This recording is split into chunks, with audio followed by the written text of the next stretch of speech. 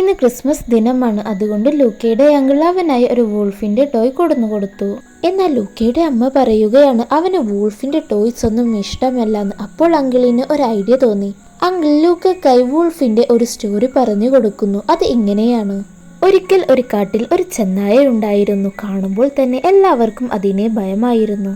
അങ്ങനെ ഒരു ദിവസം കാട്ടിലെ എല്ലാ മൃഗങ്ങളും ക്രിസ്മസിന്റെ തയ്യാറെടുപ്പിലായിരുന്നു. അവരുടെ അടുത്തേക്ക് ഈ ചെന്നായ വന്നു. എന്നാൽ ചെന്നായെ കണ്ടതും എല്ലാ മൃഗങ്ങൾ ഓടി ഒളിക്കുന്നു. ഞാൻ എന്ത് ചെയ്യാനാ, എന്നെ കാണുമ്പോൾ ഇവരെന്തിനാണ് ഓടി ഒളിക്കുന്നത്? അപ്പോൾ ഒരു മുള്ളം പന്നി പറഞ്ഞു, നിന്നെ കാണുമ്പോൾ ഞങ്ങൾക്കെല്ലാം പേടിയാണ്. കാരണം നീ ഞങ്ങളെയല്ലേ തിന്നുന്നത്. ഒരു ചെന്നായയായ ഞാൻ പിന്നെ എന്തു തിന്നാനാ? മുള്ളം പന്നി അപ്പോൾ നിനക്ക് വെജിറ്റബിൾസ് തിന്നാലോ എന്ന് പറഞ്ഞു. ഞാൻ എങ്ങനെ വെജിറ്റബിൾസ് കണ്ടെത്താൻ? അതൊക്കെ നിന്റെ ഇഷ്ടം. ക്രിസ്മസിന് ഇനി ദിവസങ്ങൾ മാത്രമേ ഉള്ളൂ. അന്ന് വീട്ടിലെത്തിയ ചെന്നായ വെജിറ്റബിൾസിനെ പറ്റി ഒരു സ്റ്റഡി തന്നെ നടത്തുന്നു. അങ്ങനെ അവൻ കാട്ടിലിറങ്ങി അവൻക്ക് കിട്ടുന്ന വെജിറ്റബിൾസ് എല്ലാം എടുക്കുന്നു. എന്നാൽ മറ്റു മൃഗങ്ങൾ ഇവനെ കണ്ട് പേടിച്ച് ഓടുന്നു. ചെന്നായ പലതും ഉണ്ടാക്കി ട്രൈ ചെയ്തു. കൊള്ളാം, അടിപൊളിയായിട്ടുണ്ട്.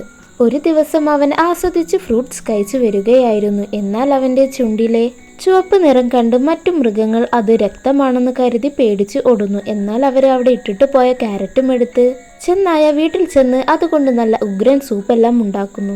അങ്ങനെ ക്രിസ്മസിന്റെ ആദ്യ ദിവസം എത്തി. എല്ലാ മൃഗങ്ങളും ഒത്തുകൂടിയിരുന്ന് അവരുണ്ടാക്കിയ ഫുഡ് കഴിക്കുകയാണ്. അപ്പോഴാണ് അവിടേക്ക് നമ്മുടെ ചെന്നായ അവനുണ്ടാക്കിയ ഡിഷുമായി വന്നത്. അവനെ കണ്ടതും എല്ലാ മൃഗങ്ങൾ ഓടി ഒളിച്ചു. പാവം നമ്മുടെ ചെന്നായ. എന്നാൽ അവിടെ ഉണ്ടായിരുന്ന ഒരു കുഞ്ഞു സ്ക്വിറൽ തന്റെ കയ്യിലെ ഫുഡ് ചെന്നായക്ക് കൊടുത്തു. ചെന്നായും അവനുണ്ടാക്കിയ ഡിഷിലെ ഒരു പകുതി ആ സ്ക്വിറലിന് കൊടുത്തു. ഇത് കണ്ട് മറ്റു മൃഗങ്ങളുടെ തെറ്റിദ്ധാരണയും മാറുന്നു. അവരെല്ലാം തിരിച്ചു വന്ന് ചെന്നായയെയും ആ ഡിന്നറിൽ കൂട്ടുന്നു.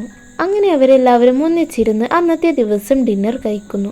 ലൂക്ക, നിനക്ക് ഈ കഥ ഇഷ്ടായോ? എന്നാൽ നമ്മുടെ ലൂക്ക കഥയെല്ലാം കേട്ട് നന്നായി ഉറങ്ങിപ്പോയി.